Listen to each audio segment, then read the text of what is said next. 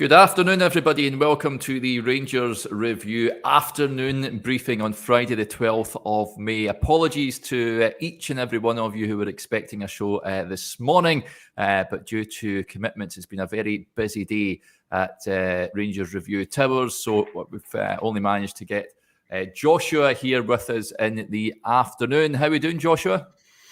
Good, Derek. Yeah, a busy day. Obviously, tomorrow kind of a dead rubber. Everything is over in terms of things to play for this season, but I think still an opportunity for a few players. Certainly won't hurt Beale to get a win. So hopefully we can have a positive conversation about an Old Firm game tomorrow, because it's been a while since we've been able to do that on a results basis, isn't it? Yes, indeed. Lots of comments coming in already. Stephen says, just on the way, Derek's probably polishing his specs. Fair enough. That was, I was polishing them for a good 6 hours, and I'm not having this. Rangers loyalist says it, or his heat. My heat does not need polished. I'll thank you very much. Right, let's get to Rangers, because the press conference was around lunchtime this afternoon. Michael Beale speaking to the assembled press alongside Todd Cantwell. Todd Cantwell always speaks ever so well, Joshua. I always like listening to him. He talks a good game, and I loved the line when he was asked about playing for Rangers, of course, and playing for the supporters. And I love to say the fans here want one thing, and that's people that care, and they want people that want to play for the badge. He gets it already, doesn't he? I think he's relishing playing for Rangers since he's come up here. He is, and a few months ago, or maybe a week ago, in the press conference, Michael Beale said on the topic of Nico Raskin and Todd Cantwell, more like them, please. And I think that probably sums up the thoughts of the entire Rangers support, Derek, because he's a signing that's not only come in and brought freshness and obviously real quality. I think already you'd regard him as one of Rangers' best players, absolutely. But he's hit the ground running quickly. He's at a good stage in his career, and that works for both the club and the individual. So, yeah, look forward to seeing him tomorrow. Hopefully a big performance from Todd. In terms of what else came up at the press conference, it seems like Morelos, will play tomorrow, could have some involvement. I guess this season, and myself and Ewan spoke about this a couple hours ago on the press conference reaction, has just been a kind of roller coaster of players in, players out. Beale's had to manage the season. Be intriguing to see who does play tomorrow, Derek, though, because, although the game is meaningless technically, there's no such thing, obviously, as a meaningless Old Firm, and certainly a victory would be helpful going into next season for Beale.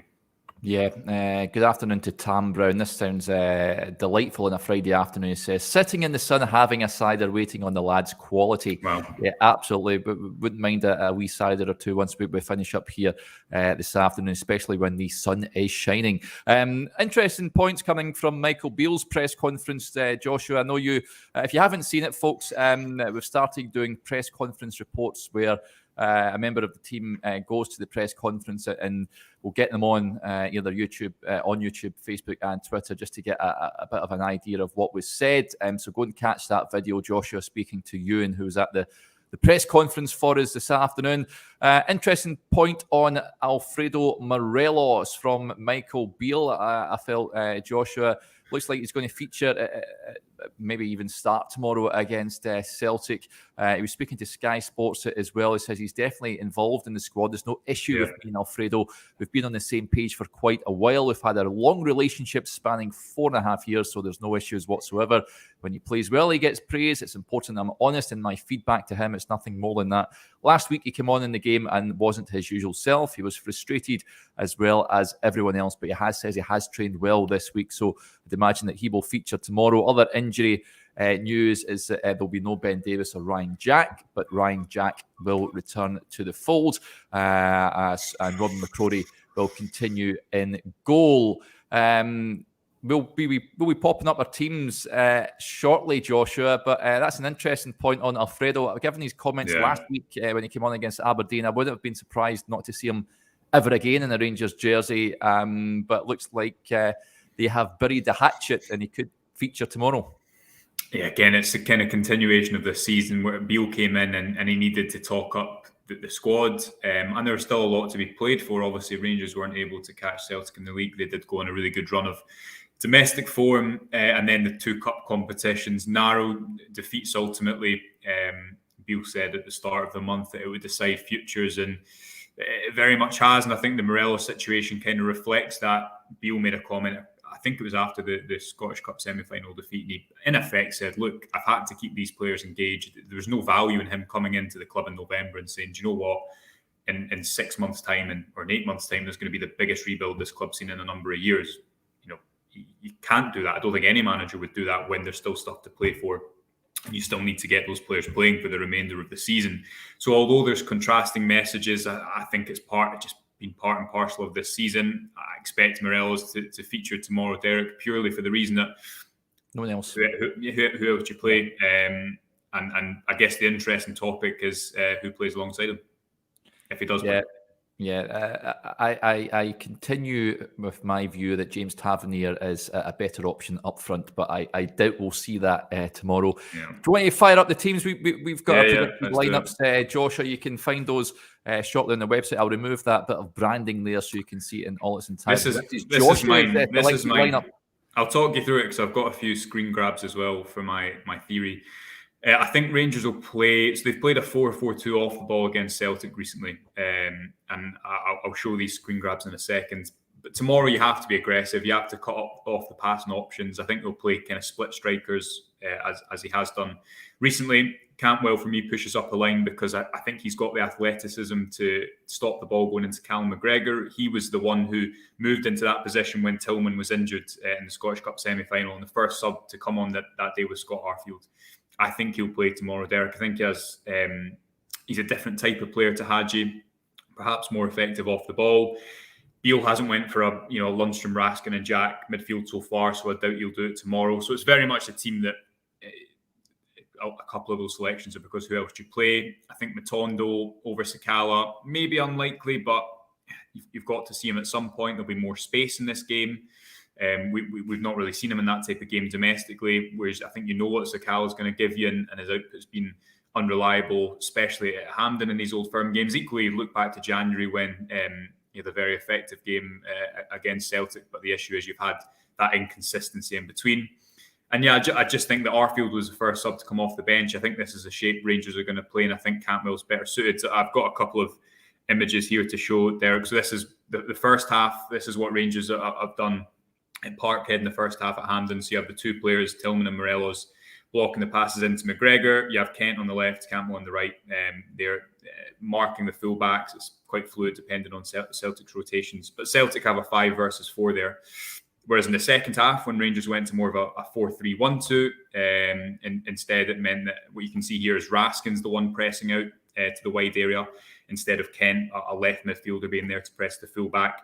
And it's man for man largely. And there'll be a free man on the opposite side of the pitch, but it's more aggressive shape. And just finally, this image here, which is from the start of the second half, you see how narrow Rangers were after the break. And I think Arfield's probably better suited to that role. It allows Cantwell to push higher up. In my opinion, probably the best case situation with limited options. But yeah, that's my pitch. I'll hand over to you for yours. Interesting that you start Arfield. I wouldn't be too surprised if he starts tomorrow. This is my team, Ryan Jack. I think it's a big bonus having him back. The manager said as much in his press conference. I think he will start coming in for Lundstrom for me. And then obviously Ben Davis is out. John Suter comes in. Yeah. Obviously understandable. I'm excited to see Ridvan over on that left-hand side. I think Hadji, obviously I've gone for him. Just a bit of creativity, of course, that Rangers have lacked against Celtic recently. And I think, like you up front, a lack of options mean that it was either Matondo or Sakala that's going to support Alfredo Morelos.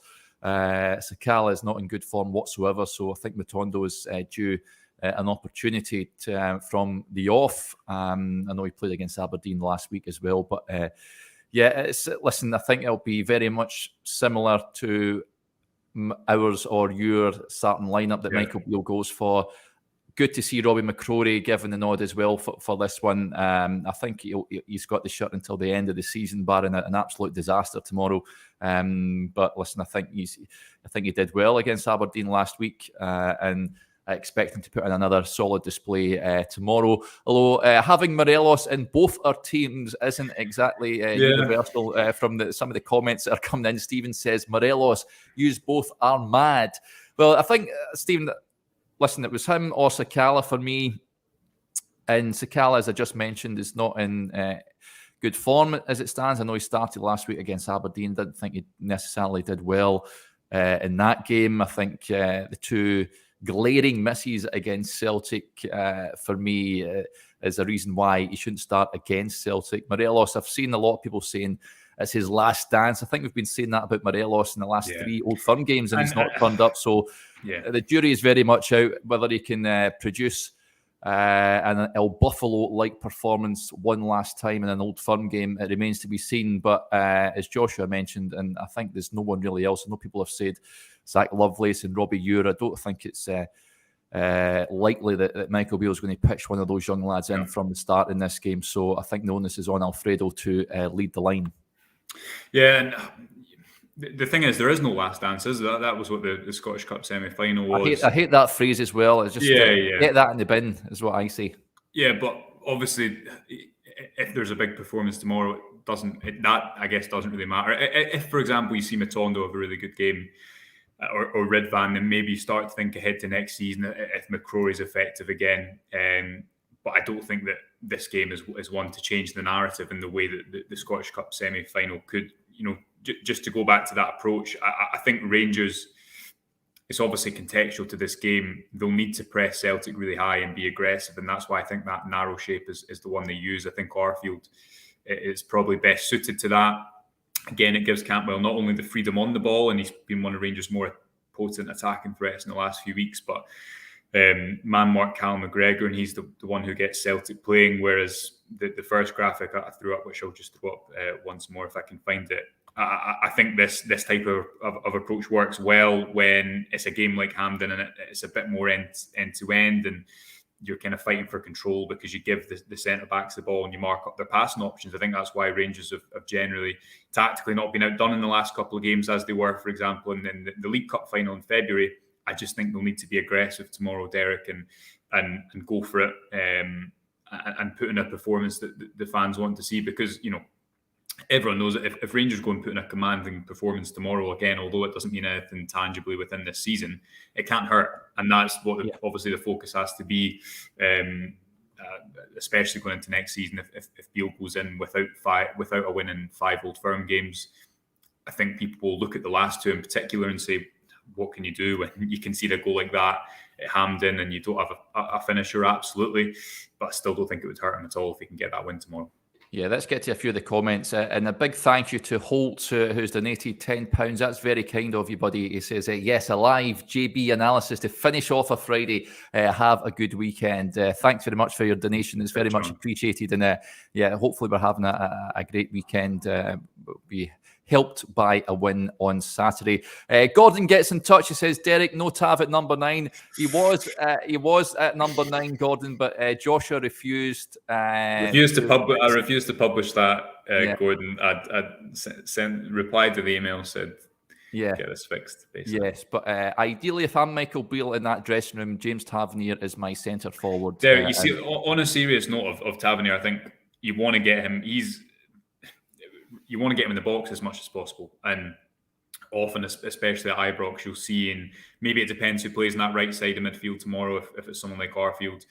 I think when Rangers are in the attacking third, you want James Tavernier to have the freedom to attack the box and not always have to hold the width. So maybe that will come into the team selection as well, because realistically, if you're talking about inside the penalty box, he is one of your best kind of threats attacking the ball.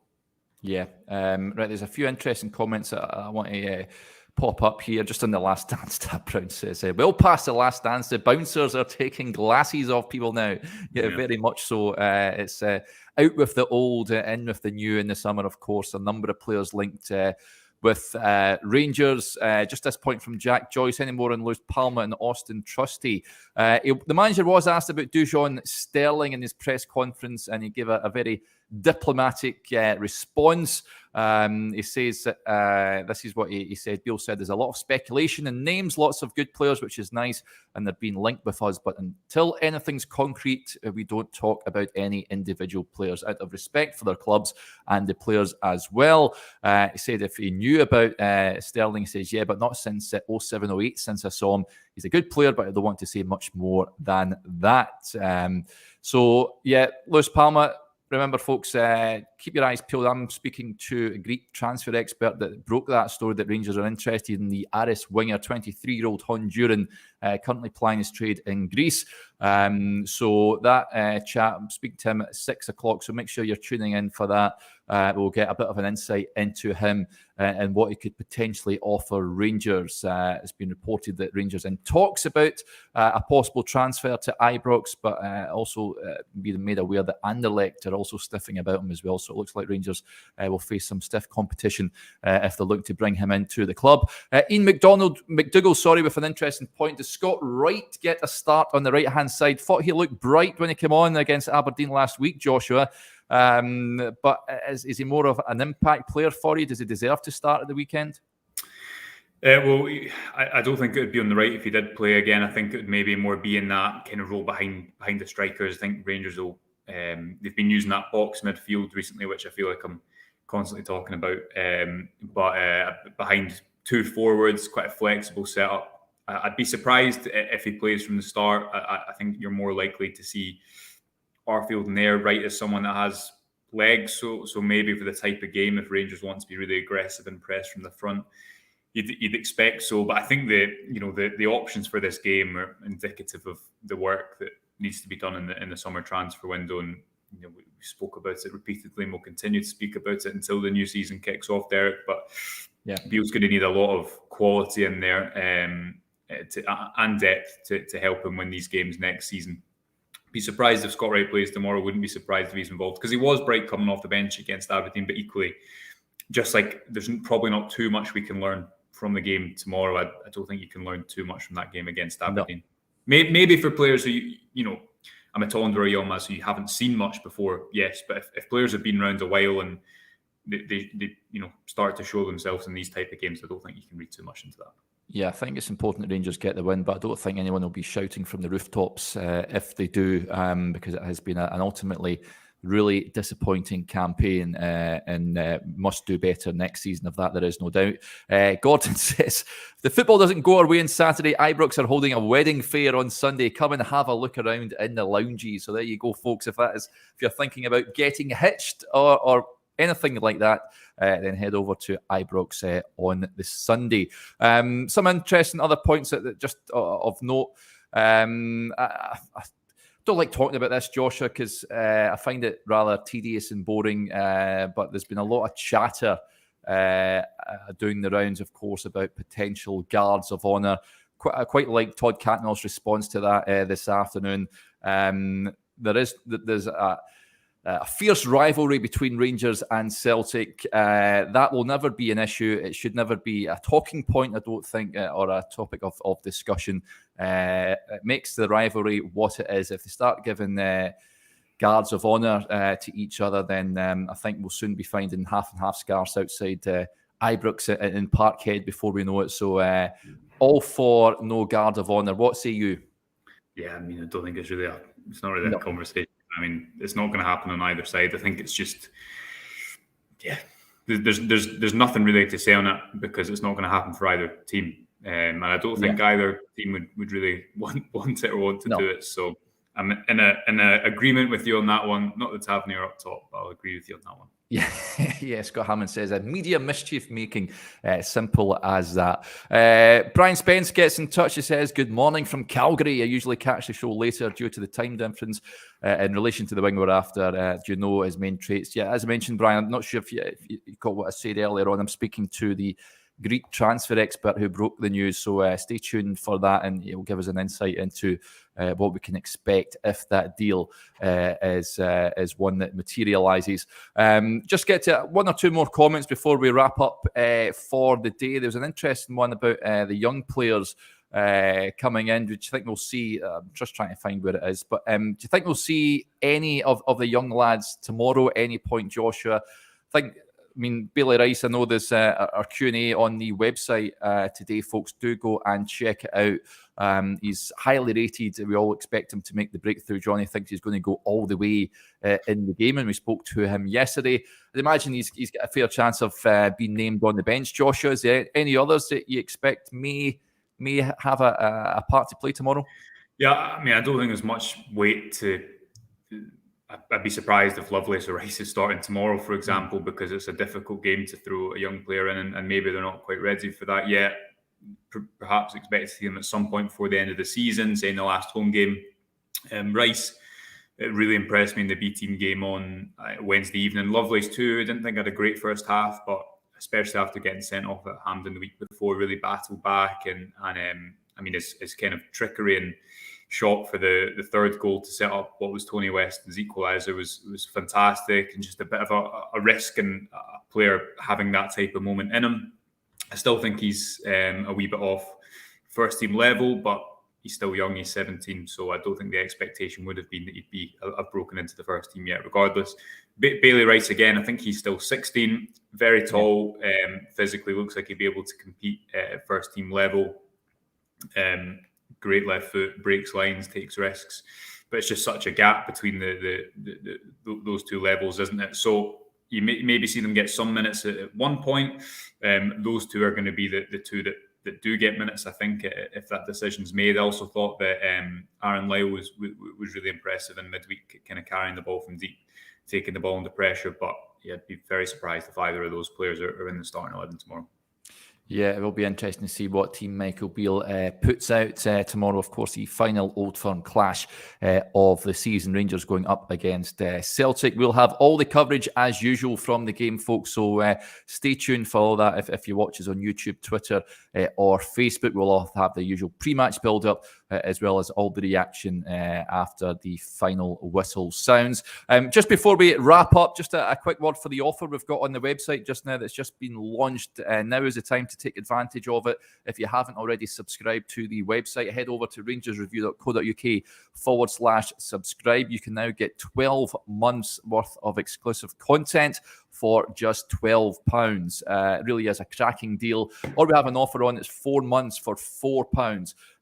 So now is the time to take advantage of that. Not only that, if you subscribe now, folks, you'll get entered into a draw for lunch for 3 at the Blue Sky Lounge with a club legend as well on the 3rd of June. So if you don't have anything to do on the 3rd of June and you fancy a bit of lunch with a club legend, then make sure you sign up to the Rangers Review. Head over to, as I mentioned, rangersreview.co.uk/subscribe to take advantage of that offer. And as Maka quite rightly says, it says, no prediction, Derek. Just past my... never crossed my mind there, but you're right to bring it up, Maka. Score prediction time. Joshua, I'll come to you first. How's it ending up on Saturday? I don't know. I'll say something like 1-0, bang, maybe 2-1. Rangers keeping a clean sheet in this fixture has not been a common occurrence. I can't remember the last time they did, probably a couple of years ago. But hopefully they can get something in the game. Obviously, it means nothing in the context of this season, but I think it could be important going into next season to get for Beale to get a win in this fixture.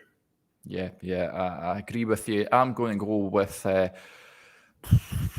I've taken 1-0 and I've taken 2-1, so I've taken the two easiest. Exactly. So I'm not copying you. I'm going 3-0. I fancy Robbie to keep another clean sheet, keep his 100% record going.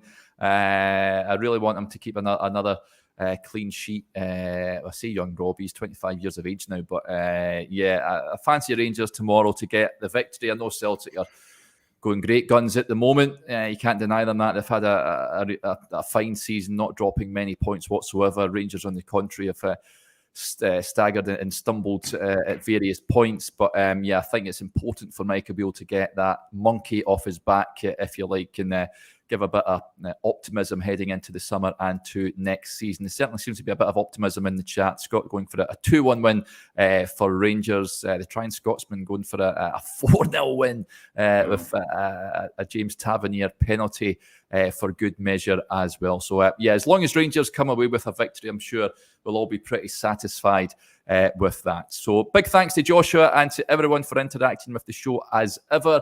We're all off to have a cider in the sunshine like Tam is doing just now. And hopefully we're watching a Rangers victory tomorrow. But thanks to each and every one of you. And we'll speak to you again a little later on. Bye for now.